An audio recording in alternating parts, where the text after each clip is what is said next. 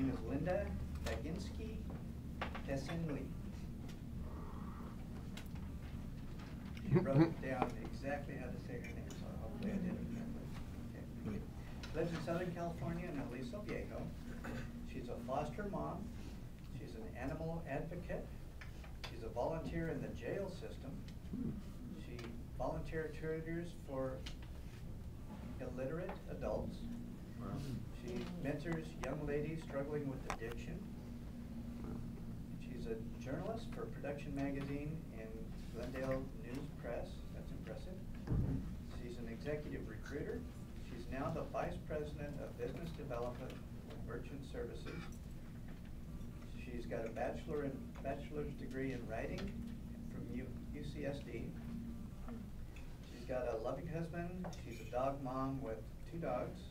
And she's here to learn how to communicate clearly and easily. Let's welcome Linda. Wow.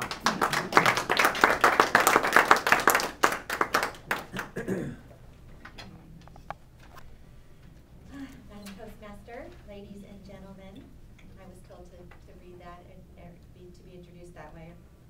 I'm already starting off.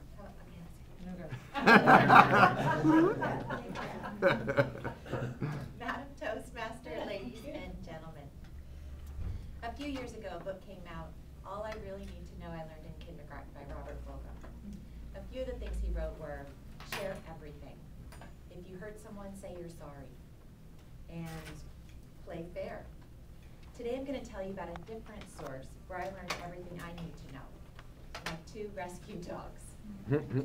Some of the many things they taught me include wake up happy and stretch, kiss or wag at every greeting, and no matter how well you know someone, it's always a good idea to give them another sniff. At least find out what's current in their life. Okay. The more I bonded with these 2 abused dogs, the more I wanted to know about them. And what followed was I loved them, and I learned so much from them. A typical day for us is we wake up and they greet me with a smile and a kiss and a wag. We do our version of yoga, downward facing dog and up dog. And then we all pad downstairs for coffee and a treat. I notice each day they wake up happy and excited and hopeful that they're going to get out for a walk. Their consistency with this is astonishing. Later, well, I should take a step back. What could I do in my life if I gave that kind of dedication every day?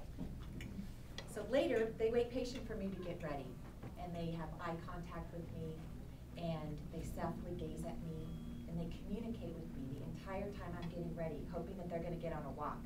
So they look at me, and they look at the door, and they look at me, and they look at me and the door, and sometimes they even come over and nudge me, and walk over to the door and look back with those pleading eyes. So I get what they're saying. And I also get, in my life, am I doing the same thing when I go to work every day? Do I communicate that effectively? Do I go out there and give that kind of commitment to my work to get what I want? So, when we go out on our morning walks, we have several different paths we take. My little girl Hannah has her own favorite path, and my little boy Petey has his favorite path. And on the days we turn left and we go towards the boulevard and the streets, they pull and tug towards the other direction. They want to go towards the horse trails to the right. And so they stop and they look back and they're pulling because they want to run free. They want to go off leash. They want to chase bunnies. And sometimes I give in to them and they scamper off in glee. But there are times when I do turn left and I want to get to work a little sooner that day, and we go towards the boulevards. And I whistle and I say, let's go. And they follow me right along, tails wagging. And they're happy. They just want to be together, and they just want to see what wonderment and adventure is going to be on a walk for that day. They're not disappointed. They don't show disappointment. They don't whine or complain. So do I do that? Do I take that into my life? Those are big lessons for me. So on the days we do go to the horse trails, I have to stay vigilant as a dog mom and make sure that there's no coyotes around. I have to make sure there's no other dogs off leash. Anything else that could be a danger, so I keep a close eye on them. Over the years, they've learned how to walk off leash, and they trust me. As long as they come when I say come, as long as they mind me and say, when I say leave it, they leave it, or this way, they follow me this way. They can run free, they can go wherever they want, they can dig, they can scamper around. But if they don't mind me, they immediately go on leash and heel. And it's not as much fun, but we're still having an adventure, we're still out there together, and they learn their lesson. They learn their lesson, but they don't show disappointment, they move on.